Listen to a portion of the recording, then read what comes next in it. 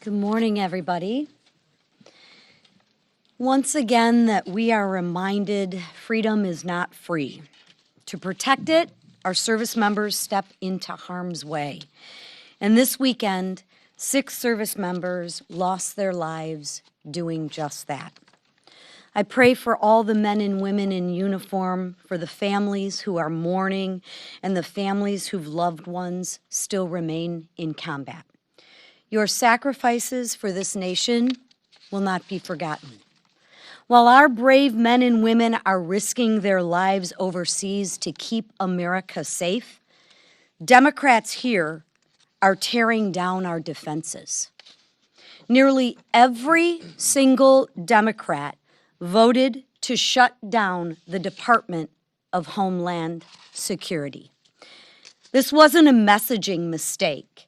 It was a deliberate policy choice, and a very dangerous one at that. Between 2021 and 2024, the Biden administration's open borders allowed more than 380 individuals on the terrorist watch list to be apprehended attempting to cross our borders illegally. We also know that Biden released more than 700 Iranians into the interior of our country after crossing our border illegally. Now, that's just what we know. President Trump didn't waste 1 second cleaning up that mess. Within days of taking office, President Trump got to work deporting Iranian terrorists who had entered under Biden. They weren't overseas, they were here on American soil. The job isn't finished. The threat is real.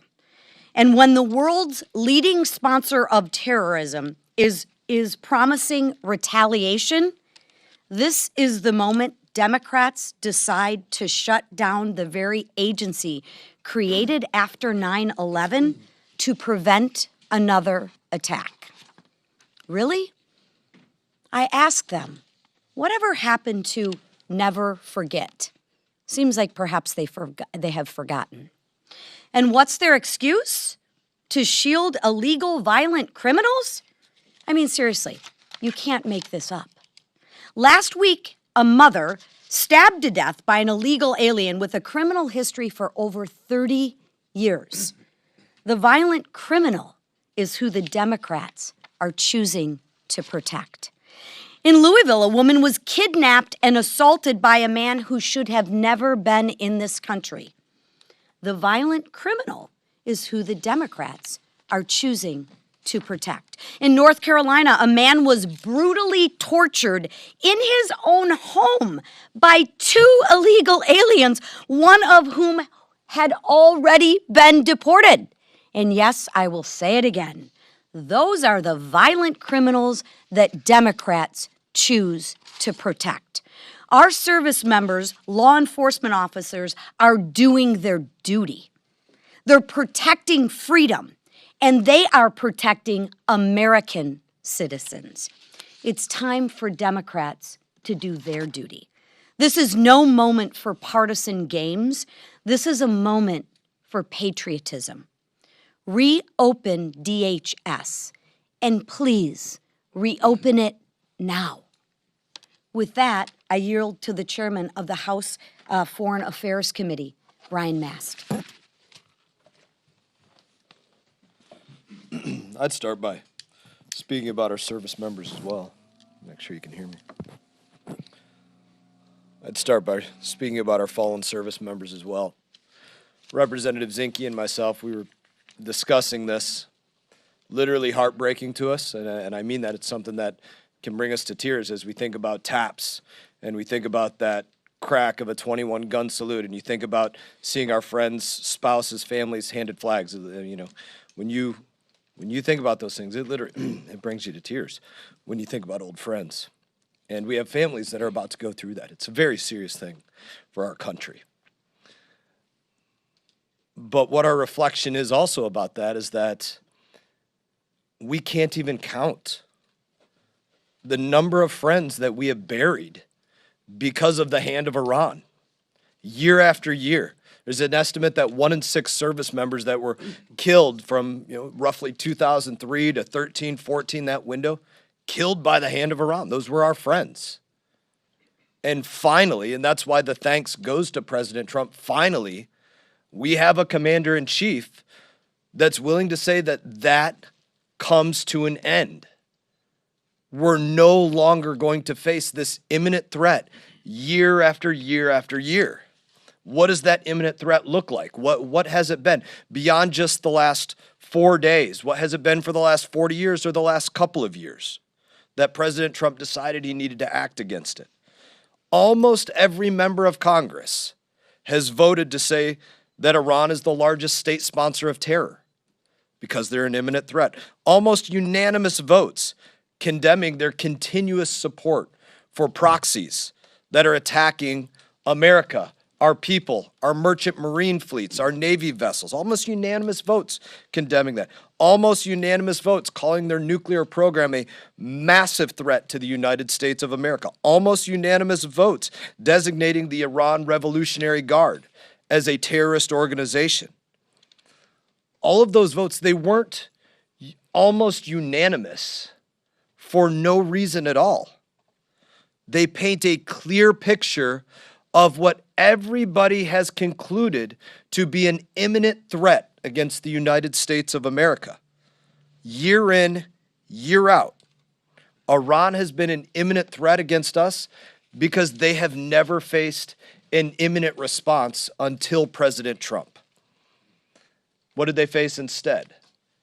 They faced negotiations that told them how much uranium they could enrich, when they could reach a nuclear weapon instead of never. Literally received pallets of cash. That's the difference in the approach that's going on here. How imminent is this threat? 3 U.S. service members killed at Tower 22 a year and a half ago. Imminent threat. Strikes against our bases in Syria and Iraq all through 25. Imminent threat. Lost a fighter jet off one of our carriers in the Red Sea. Imminent threat. All the countless merchant marine vessels that were continually having drones fired at them while being protected by American ships. Imminent threat. And the list goes on of the ways that they were constantly attacking us. They wanted to fight every single day. They were looking for the opportunity to have it. I would tell you this, there's the semantics debate. I was just talking to CNN. We were having the semantics debate about battle or war or conflict or combat operations or whatever people are going to call this. I spent years in war. None of us want it. None of us want to see our service members put in harm's way. None of us want to see our service members killed. Iran has proven there is literally no other way to stop them from continually attacking us and all of those things that I listed unless we actually physically stop them. I don't think this fits the narrative of my Democrat colleagues, but it has to be said because it's the continual question. President Trump had the authority to conduct this very limited operation under Article 2 and the War Powers Resolution Act. He's working to get the job done. The limited scope of the operation, destroy every single piece of Iranian military hardware that has been used to reach out and touch the United States of America, our forces in the region, and our allies, or that could be used. Why? Because they have proven that they are an imminent threat and they will use it every single chance that they get. And finally, we have a president that says that comes to an end. No longer. I thank him for his dedication to this mission, and I thank him for the first time, although this is not the purpose of the mission set, for the first time in my lifetime, except for the killing of Qasem Soleimani, the deaths of all my brothers and sisters in arms that I mentioned, the aforementioned, are finally being avenged. And I thank God for that.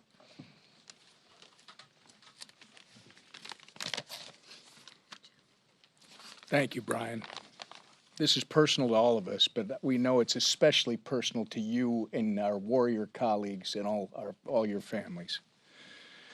For the past 47 years, the Ayatollah and the Iranian regime have terrorized Americans, the Middle East, and their own people. The regime began its tyrannical reign by taking 66 American hostages in 1979.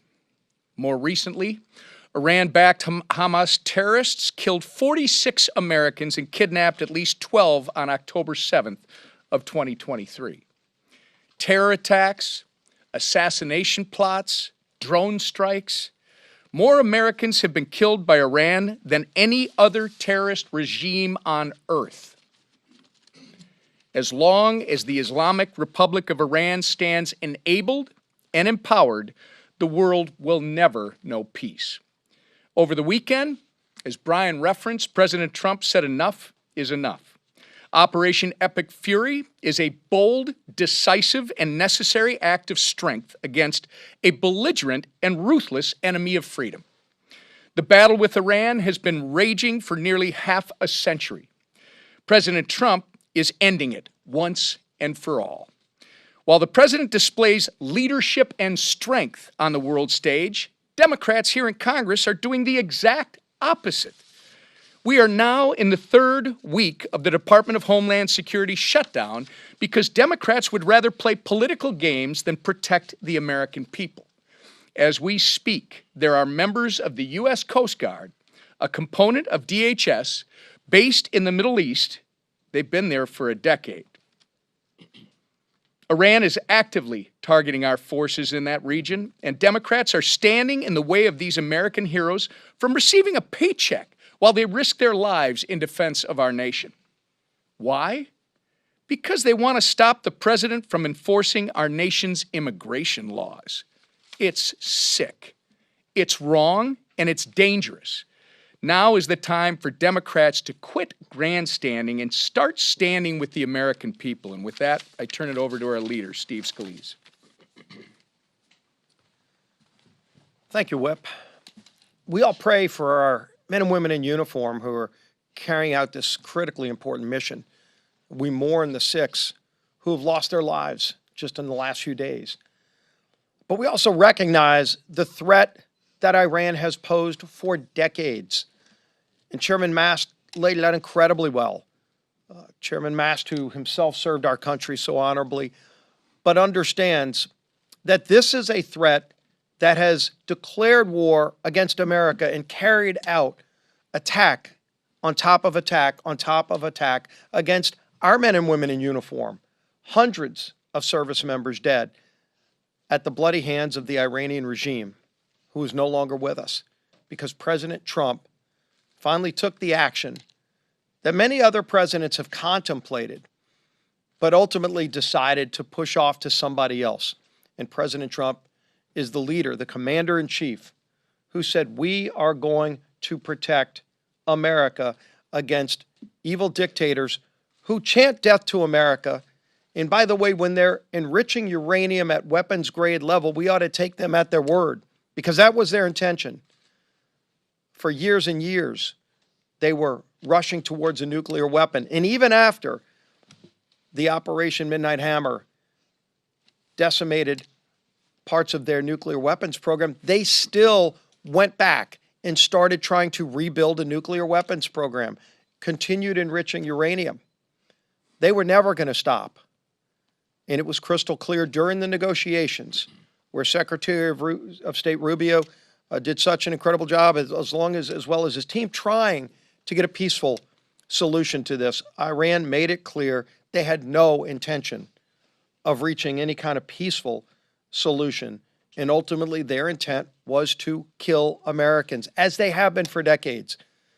And if you wonder what their resolve is, just look at the tens of thousands of their own people that they killed just in the last few months.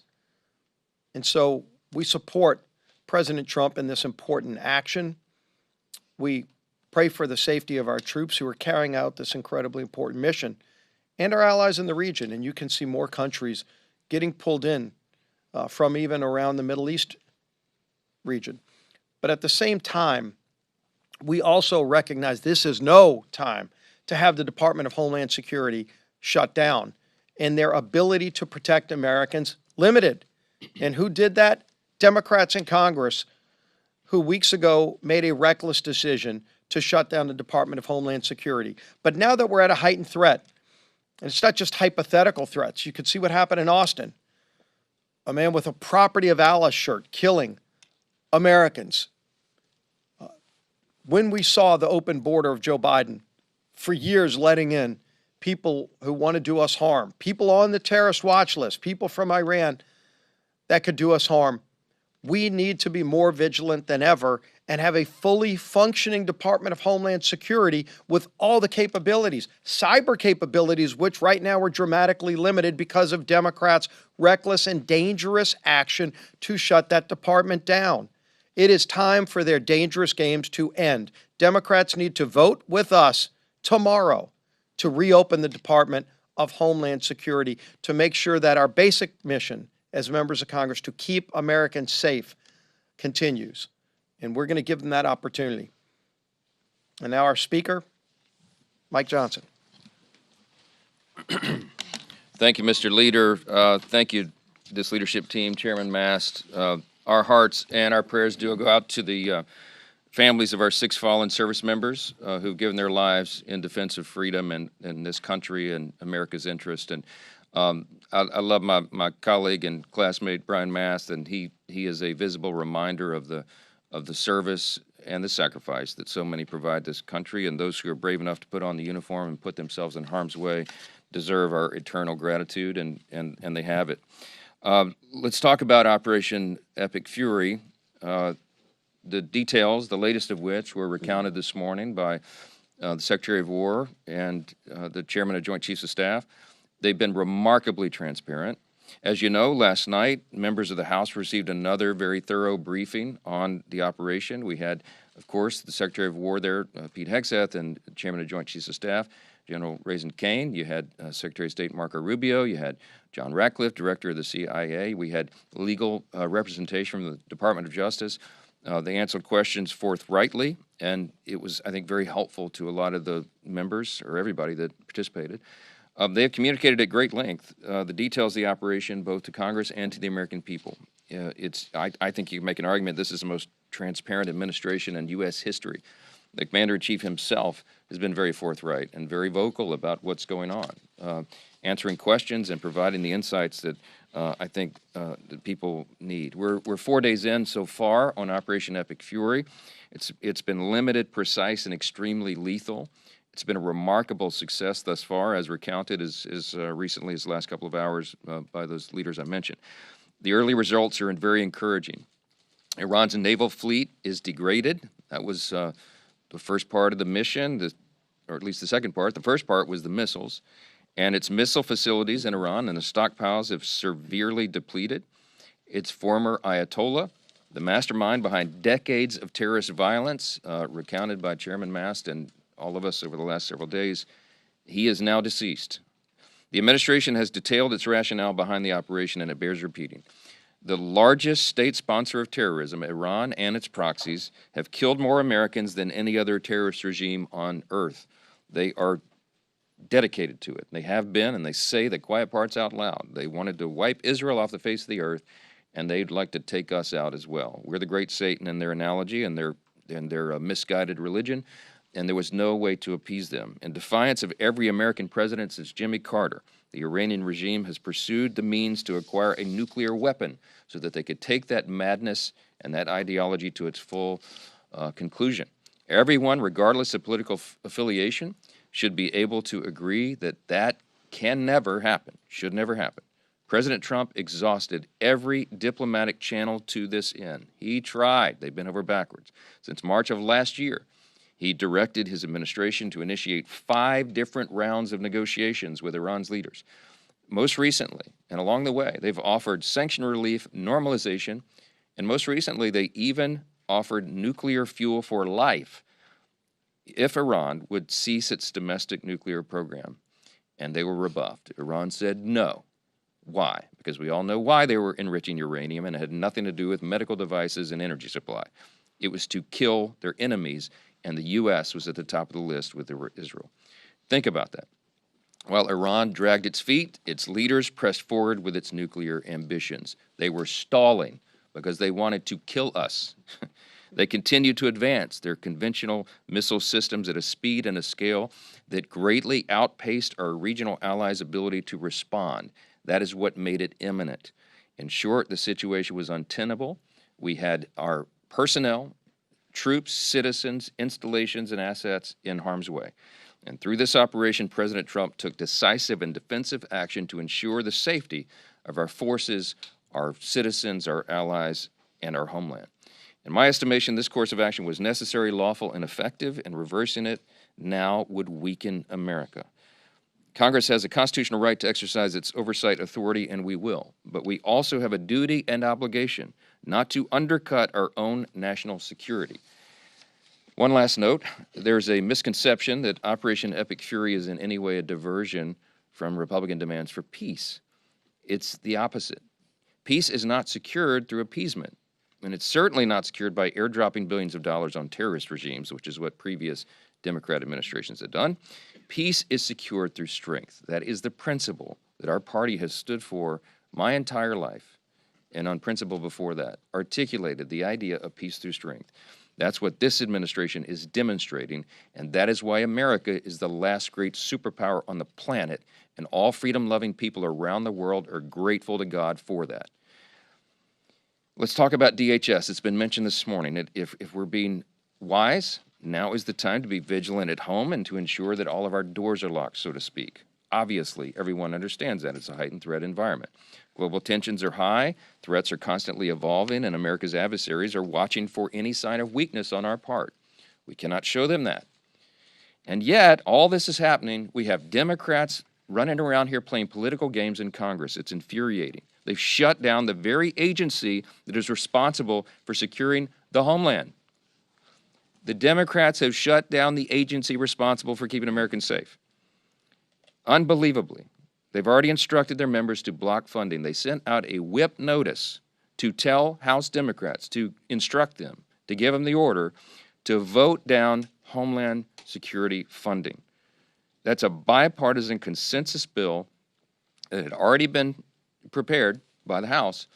It will be on the floor tomorrow for yet another vote, and you better watch that board, and everybody in America better watch that board. Anybody who votes to block funding for the homeland, it is shameful. I don't know how else to describe it. It speaks to a long record of Democrats' deliberate efforts to undermine America's safety and the essential operations of DHS.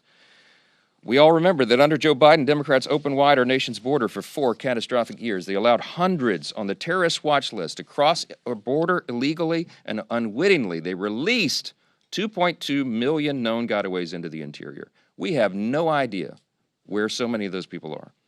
These are individuals who entered our country illegally. They were detected by law enforcement, and they evaded capture. We don't know where they are. We don't know what they're doing or what they're plotting. And we pray that we can find them and apprehend them. Keep your head on a swivel. CBP figures show that the number of Iranian nationals, entering our country illegally rose precipitously under Joe Biden's open borders policy. During that period, at least 1,500 Iranians crossed the U.S. border illegally, and over 700 were released into the country. Now, the 1,500 number is not an accurate assessment because we frankly have no idea, because they weren't even keeping track of so many of the people coming across who evaded capture and evaded notice because the border was wide open. So we don't know.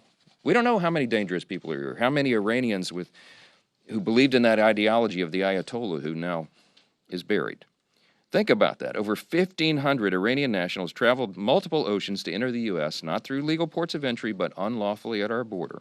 It's just a small sample of the mess we inherited from Democrats with their radical ideology and the mess that President Trump and Republicans are working in earnest to clean up so we can save American lives and protect the homeland. And now we have, look, DHS is not just ICE and CBP. It's so many agencies responsible for keeping us safe.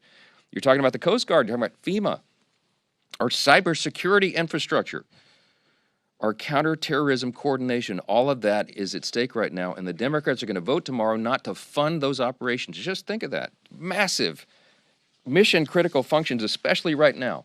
And the military action in Iran makes it all more urgent and crucial to have a fully funded, fully staffed DHS across all its departments. They cannot argue otherwise. It's madness. As members of this body, our first and most basic duty is to ensure the safety of American citizens. Maybe that's why they sat through that line at the State of the Union. They're more interested in protecting illegal aliens. They see that as their first responsibility. There's no other way to explain this. If they ever want to correct the impression that their party prioritizes the welfare of illegal aliens over the welfare of American citizens, tomorrow would be a great place to start. But they, again, have sent out a whip notice instructing Democrats to vote down Homeland Security funding. I got to drop the mic right here and walk out of this room. That's all you need to know. But I'll take a few questions. Chad. Good morning. Thank you. You obviously don't think that the president needs an authorization from Congress for war. But do you think if this goes south after a while, and Democrats are going to have a vote tomorrow in the House, try to engineer a war powers vote tomorrow in the House, that could be a problem for Republicans this fall if there is public sentiment against the war down the road? Look, we don't make political decisions at a time like this. We're making decisions that are necessary to keep American citizens and troops safe. That is the first responsibility. Unlike the Democrats, we don't sit around in a back room and decide what's politically expedient. We do what we must do to protect the homeland, and we let the chips fall where they may. And to protect our interests, to protect America First priorities and principles, and that's the people of this great country. And so I trust the American people. I trust that they will evaluate all these things and they will understand that this administration did the right thing. I think they'll reward it politically, but if people get a bad taste in their mouth for what happened back here in the first part of the year in Iran, they just do. But we know, and history will record, we did the right thing. I think passage of a war powers resolution right now would be a terrible, dangerous idea for all the reasons I've just explained. It would empower our enemies, it would kneecap our own forces, and it would take the ability of the U.S. military and the commander-in-chief away from completing this critical mission to keep everybody safe. Iran has attacked 3 of our U.S. embassies in the last couple of days. Okay, those are sovereign territories of the U.S. They have declared war on us. I don't believe in the semantics. We've talked about the language this morning. We're not at war right now. We're 4 days in to a very specific, clear mission, an operation, Operation Epic Fury, which has 2 components, as you know, that we have articulated over and over. The president has, the Commander of the Joint Chiefs, everybody has explained. 2 points. We had to take care of these ballistic missiles that they were producing at such a rapid pace that our regional allies could not keep up with. We had to ensure that they can't fire all those barrage of missiles at our people, our troops, our assets, our citizens in the region, and our installations. We're taking that out.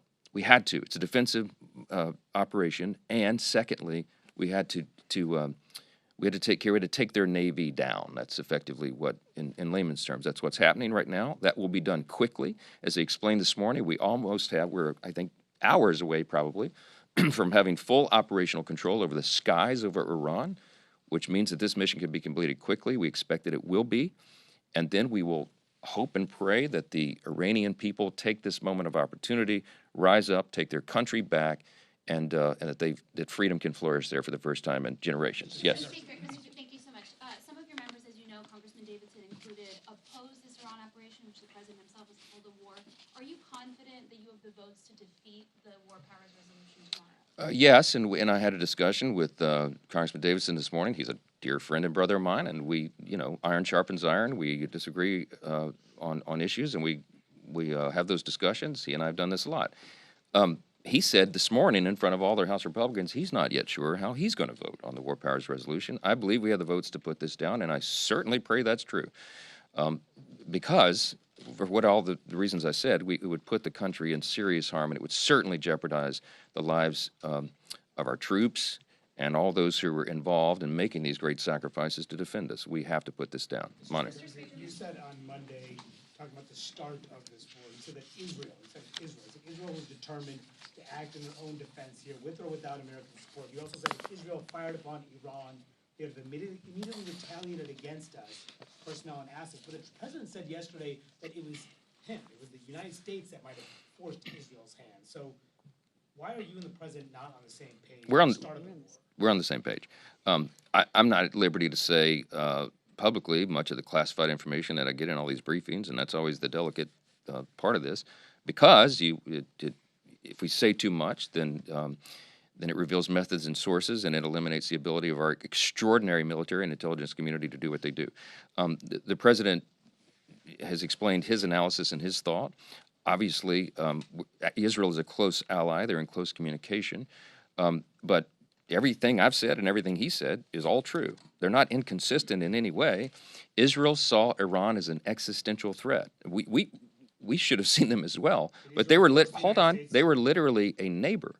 So if Iran said publicly, they all told us why, okay? If they had the ability, they would wipe Israel off the face of the earth. That is why they were trying to enrich uranium. And even though we took out the nuclear facilities several months ago, they were still working on their nuclear ambition, even through the negotiations, as I said. And they were producing missiles at such a rapid pace that they were building up an arsenal that would have done untold damage to Israel and other neighbors there, right there in the Middle East. So Israel saw that as an existential threat. Bibi Netanyahu's explained all this publicly. He's stating the obvious. Everybody knew that.